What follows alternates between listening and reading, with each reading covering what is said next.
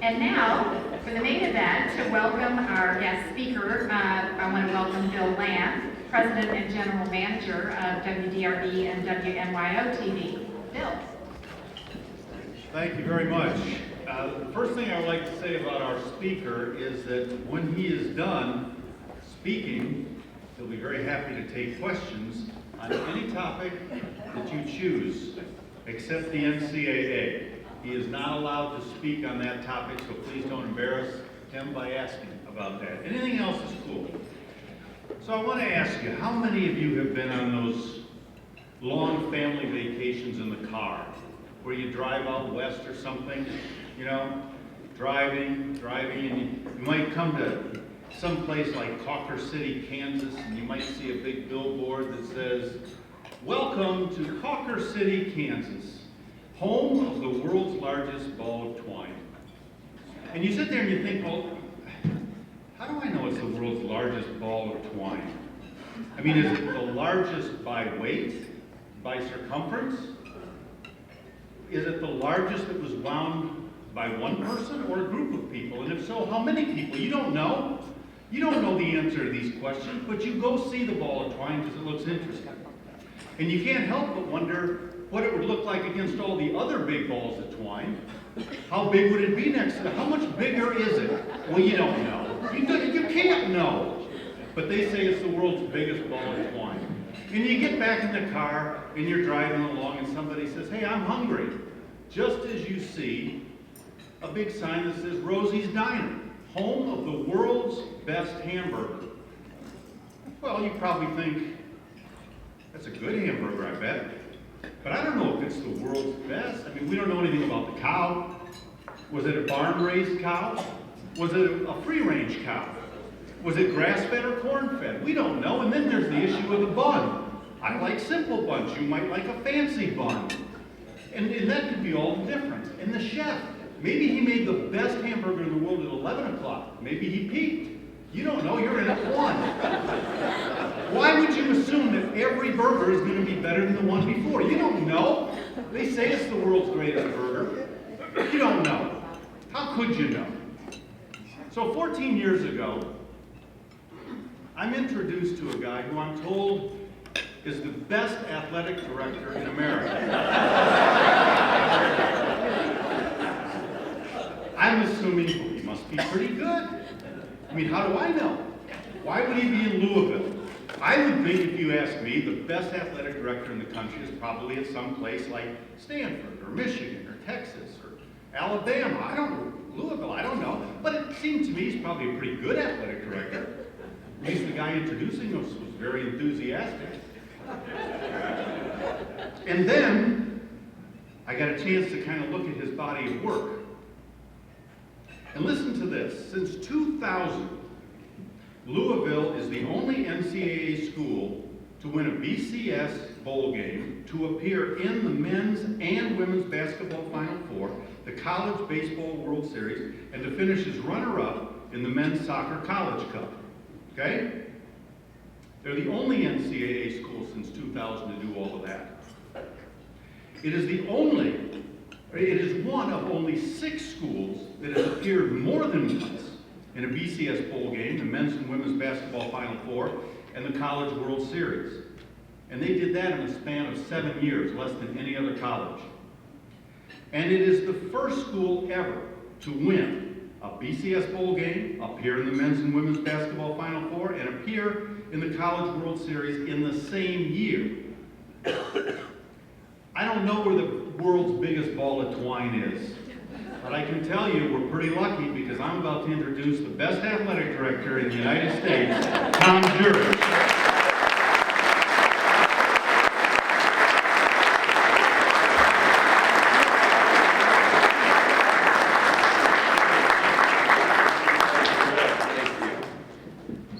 Thank you, Bill. I'm not quite sure I've ever been introduced that way. But I can tell you, the biggest ball of twine, and I drive to Steamboat Springs every summer, which is in Colorado, and through Kansas. I'm sure that biggest ball of twine is in Goodland, Kansas, because there's nothing else in Goodland. So, thank you so much for having me. It's a great group. I always look forward to this, and when Bill asked me to come speak, I said, certainly, just give me the time and place, and we'll be there. You know, and he asked me if I would talk a little bit on the business of college sports and then answer some questions. And as I always do, I would like to open it up for him. I apologize for the one question that I can't answer. And literally, you probably know as much about it as I do, to be honest with you. So we just have to wait our turn, and we'll hopefully move this along a little bit. Instead of talking about the business of college sports, I like to term it a little bit differently.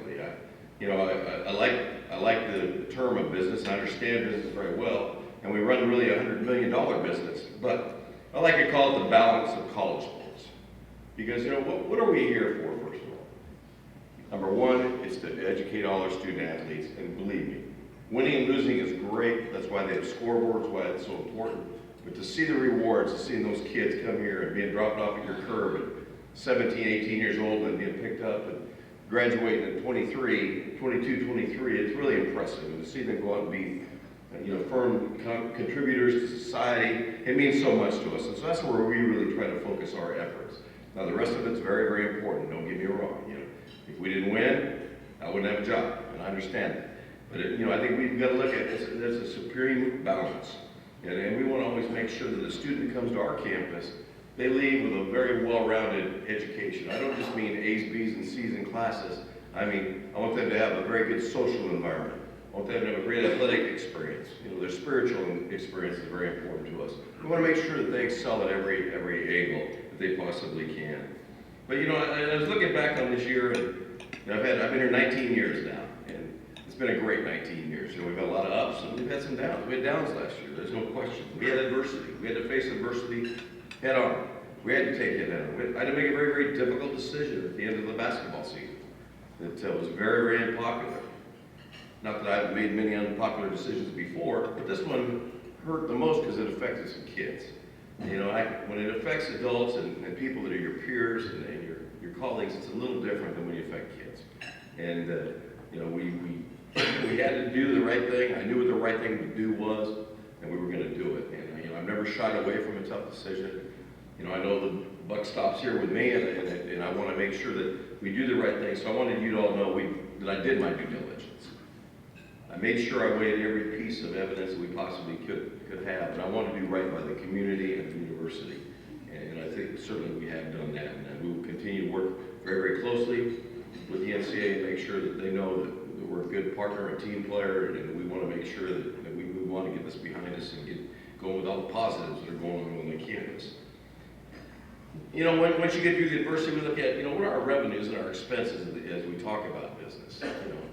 Our revenues this year are going to be somewhere around $100 million, and our expenses are going to be somewhere around $100 million. You think, well, that's a lot of money. It certainly is. That's like running a major corporation. But we look at it a little bit differently. We raised a lot of money through our Cardinal Athletic Fund.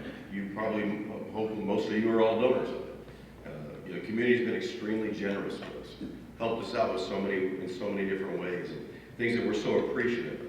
But we really try to control our expenses very, very much, because it's an expensive endeavor to go to the University of Louisville. It's an expensive endeavor to go to any university in this country and to compete in athletics. Just to let you know, our school year starts on July 1. That's our fiscal year. July 2nd, we give a check for $15 million over to the university to pay for scholarships. So right off the bat, we're $15 million in the hole because we haven't played a game yet. So we've got to really work hard to stay above the curve. There's a lot of ways that we derive revenue. Obviously, contributions, new television contracts that we have, the addition of being in the ACC conference and what it's done for us and what it's meant for us. That platform has been extremely healthy for us, beneficial for us, and financially advantageous for us. And that's something we want to continue to grow. But we look at all the different ways that we can make money. Obviously, ticket sales are very important to us. Selling advertising, you see signage all over the place.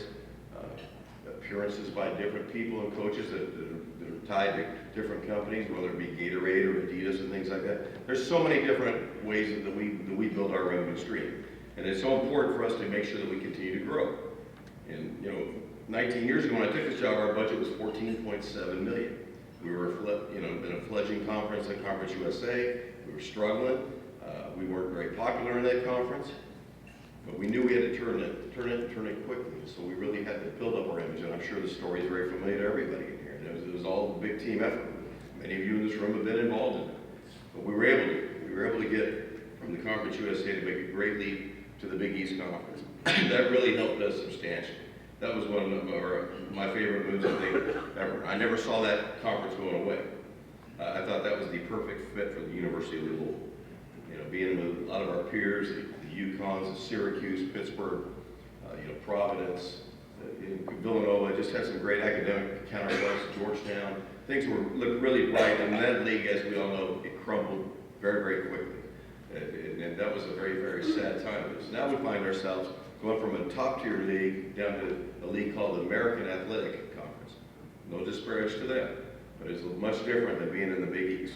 Then we were in a fight for our life because we knew that the ship was going to leave when these Power 5 conferences all got put together. We knew we had to be on board, and we had to do everything in our power to do that. And we all know the great break that we got is when our new favorite program in this room and this entire city, probably in state, is the Maryland Terrapins. And when they decided to leave to go to the Big Ten, they gave us our opening that we needed. And 11 days later, we're a member of the ACC.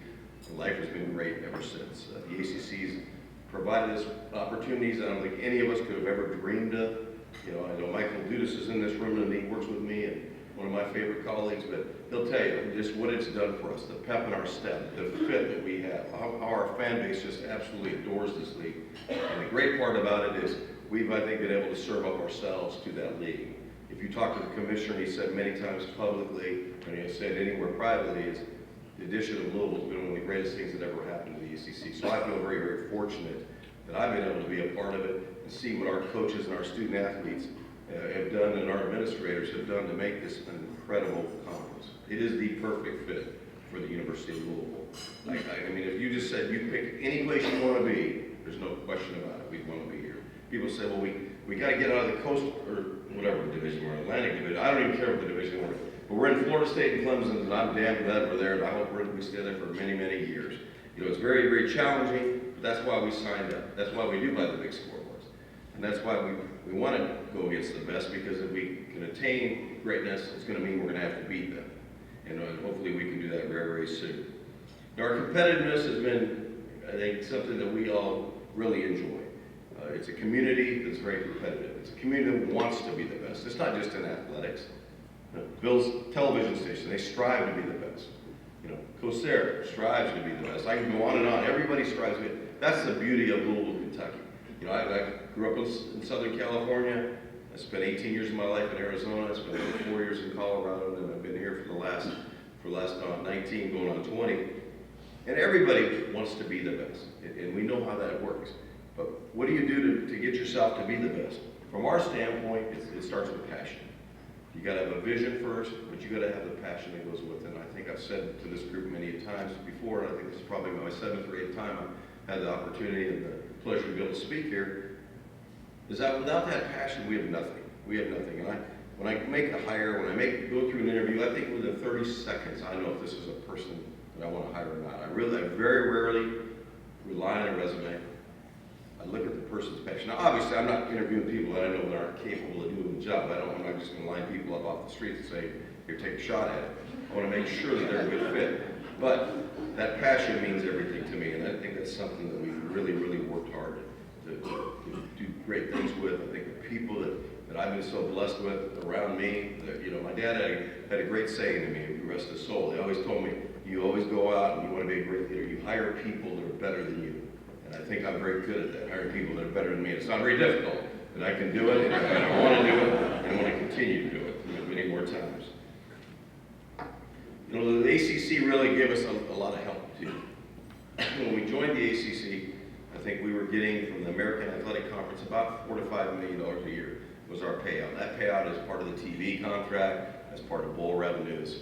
And when you go to a bowl game, they throw all that in a big pot with all the other schools that go to bowls. They split it amongst all the schools in the conference, so it's pretty much an equal share.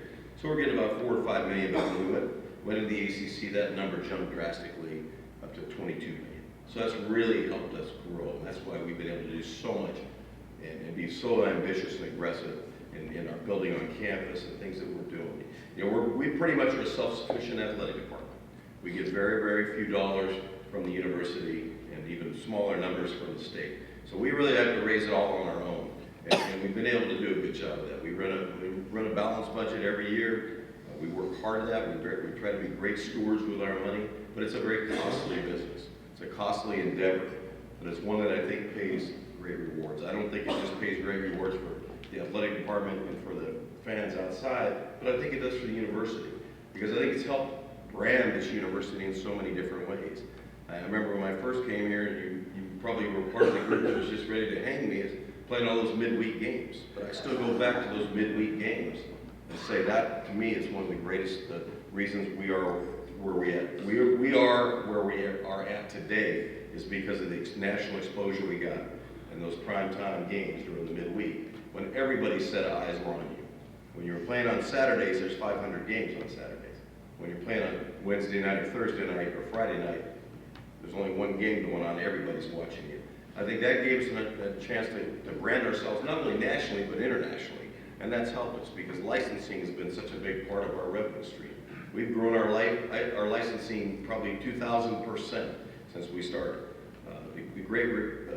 The bonds that we have and partnerships that we have with Adidas has been historical. And we always land in the top 5 or 10 for licensing, which is something we're very, very proud of, because our people are very, very proud to wear our gear and to buy our marks.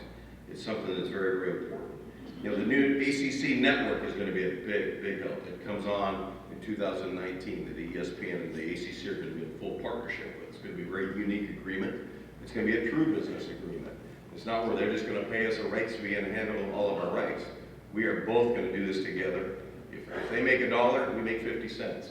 You know, we split it to equally. Whatever we make, we're going to split equally down the line. And I think that was a great negotiation by Commissioner Swafford, one that we all bought into, because we felt it was if you're going to have a partner, that's not a bad partner to have. And ESPN, I don't think they're in the business to lose money. And when they showed their business plan to us over the last 2.5 years, it was very easy to see that that's a clear vision we need to have. You know, our facilities are extremely important to us. I think that's done as much to drive and to build our athletic department as probably anything we've done, because I think that old saying is very cliche, but it means a lot. I think it's very well defined, is if you build it, they will come. You know, you have to build something very nice, and that's why I think that we really focused hard on building great facilities on the campus. Not only to make it a tremendous athletic campus, but to make it a tremendous campus. And I think, you know, the very, very first project, and I go back to my late great friend, Alcy Frazier, you know, when we worked on Cardinal Park back in 1998, started with that vision to take that broken down parking lot there with a bunch of condemned buildings on it and turn it into Cardinal Park. It gave us the wonderful front yard that we always needed for that campus. It's a beautiful campus, but nobody knew that story because their front yard looked so bad. So when we were able to clean that up and really make that into a special place basically for our female athletes, it really, really made our campus really start to really grow and grow fast. And I think all the facilities that we've been able to do, that the university's been able to do, and the many projects that are on the horizon are just going to add so much value to the enterprise that we have, which is college sports. And I think with that, that gives our students a great opportunity to come and succeed. They want to come and play against the best. They're allowed to because they're in the ACC. They want to play in the best venues. We think we're providing with that. And then finally, they want to play for the finest coaches in the country. I have a set of coaches for 23 sports. I wouldn't trade for anybody. And I know that's cliche either. That's the biggest ball of yarn. It is the biggest ball of yarn, because I do believe as a collection, we have the greatest coaches. We had some misses, absolutely, and I'm sure down in the future we're going to have some misses. But I think from the great majority, our coaches have overachieved and done marvelous jobs and represented everybody very, very well. You know, so to me, we got to keep building. We got to get stronger. We got to keep our passion in front of us. We've got to stay with a strong 5-year strategic plan. We got to help the ACC grow completely. We got to continue to build our brand, you know, nationally and internationally. I think internationally almost important. We have over 100 foreign exchange students that are on our program. In our program, foreign students have done well. You know, we're represented in the Olympics. We had 12 kids in the Olympics. It was a great time to be a University of Louisville Cardinal fan, and it was great. I couldn't be more proud of what these coaches and these kids have accomplished. It's a lot of fun, and I've always said, and I've always ended every speech I've ever made in this community. Maybe the first couple years I didn't, but the last 15 for sure I have. It's been an unbelievable privilege to be your athletic director, and I couldn't thank you enough, and I hope it goes for many, many more years. These 19 years, I can't quite say they've flown by, but a lot of times they have. But last year didn't quite fly by. I can tell you. That one was a little bit slower than normal. Hopefully hopefully this year I see great things. I think we're so poised for the future. And when I say that, I just don't think we're going to have a great year this year. I think we're going to have a great year for many years. I think the foundation's in place. And that's what I like to focus in on as an athletic. I want to build a foundation that gives the coaches and the student athletes a great opportunity to succeed. And I think we were able to take a great step last Wednesday night. We were just able to open and complete, which I think is the finest facility we've built on that campus by far, is the Thornton's Academic Center. And it's their Center for Excellence. It's spectacular.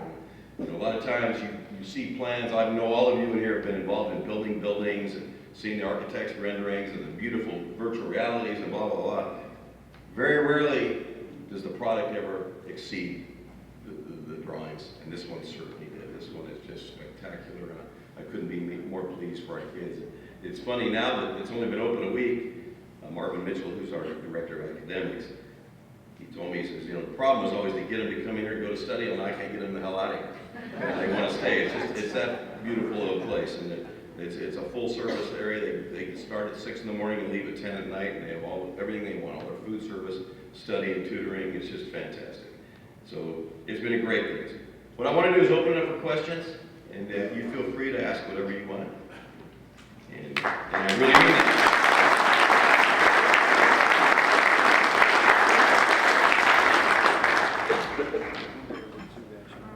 Rotarians, come to the mics. Remember the rules. This is not the, I have an opinion I want to share with you, and answer period.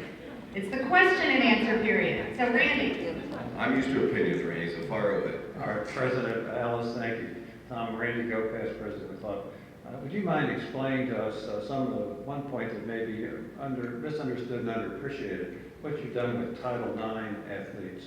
And I understand you may even have a national standing as far as your success with Title IX and gender equality.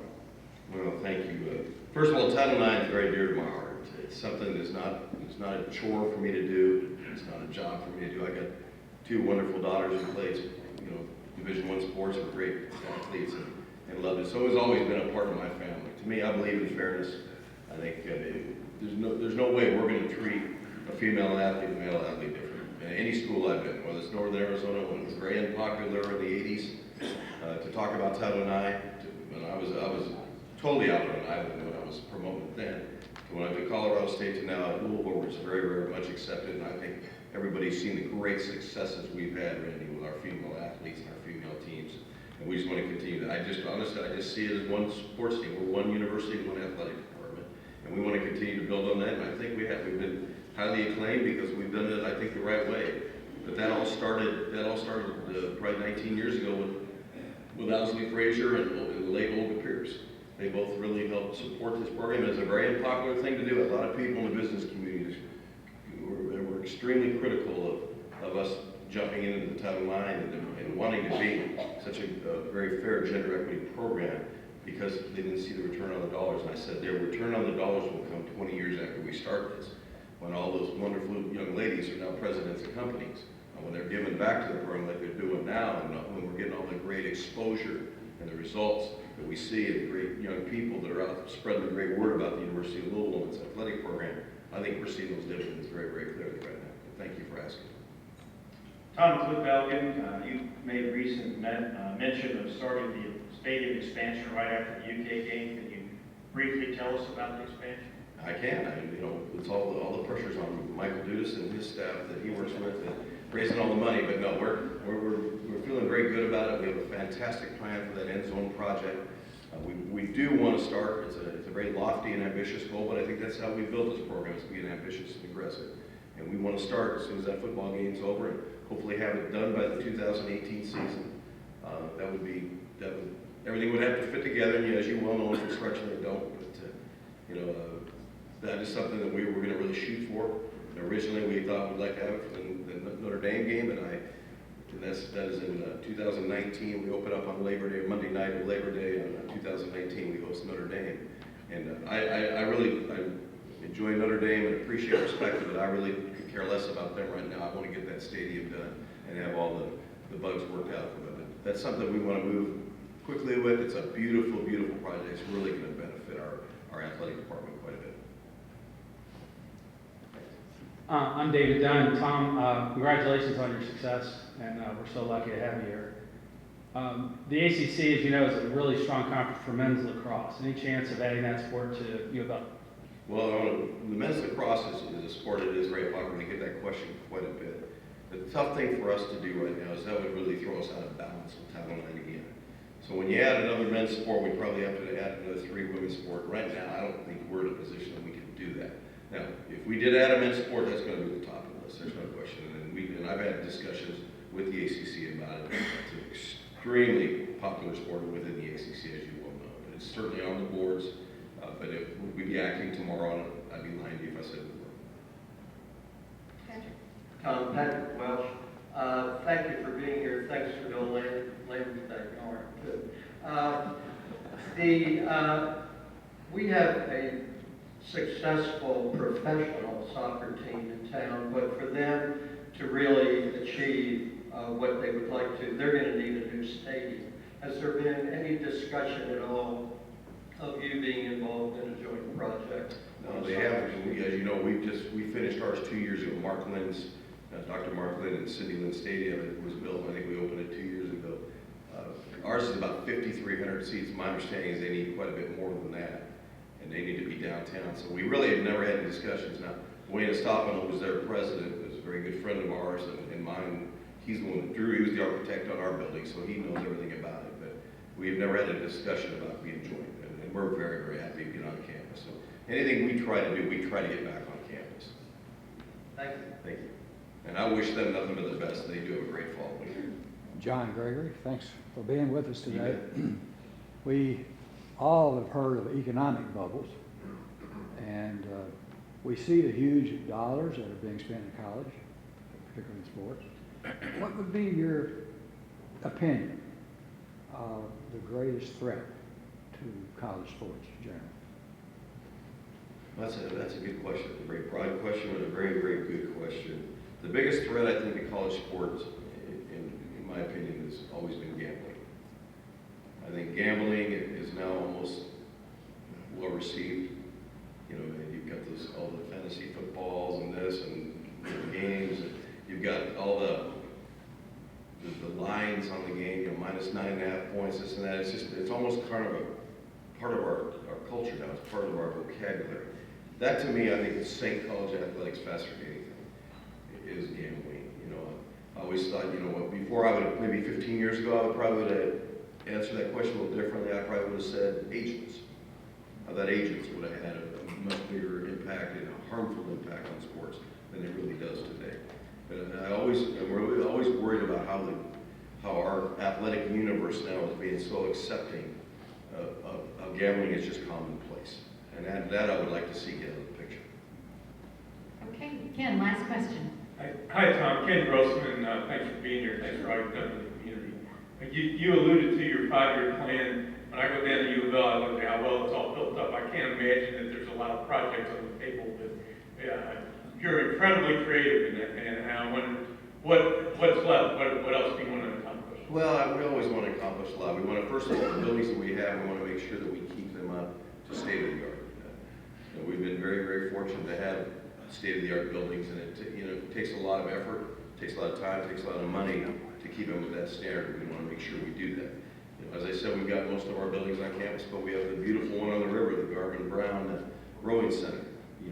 That's on the water, so you can imagine the beating it takes, the docks and that. So there's a lot of upkeep that has to take place. But from our standpoint, we want to make sure that whatever we do makes a lot of sense for the department. We just don't want to build to build. We want to make sure that our student athletes get a lot of benefit out of it. But one project that really excites me, and it's in the infant stages right now, to be honest with you, but it's that silo project. That is a fantastic piece of property. It's about 13.5 acres that the university's foundation owns. And if we did anything, if we were involved, we'd do it with them, and we want to make it, I'd want to make it a much more university project than even an athletic project. We have our facilities, we got everything in place. But I really think you could make a real statement for this campus by building something spectacular there. And I would think that'd be the next one. Yes, sir. Many of us here have been around long enough, more than 20 years, and we remember U of L and all of its facilities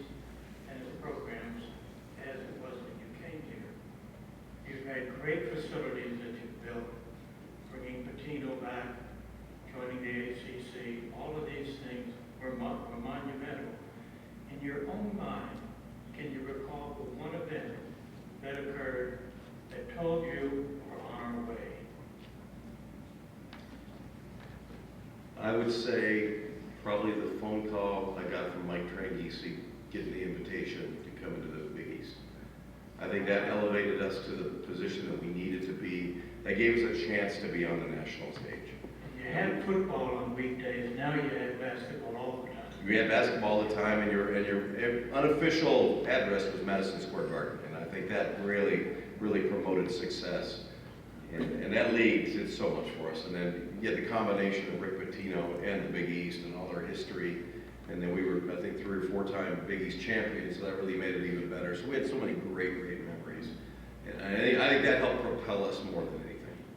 Pat, I'm going to have you hold your question and ask Tom after the meeting because we need to conclude. But thank you, Tom, so much for being with us. Thank you.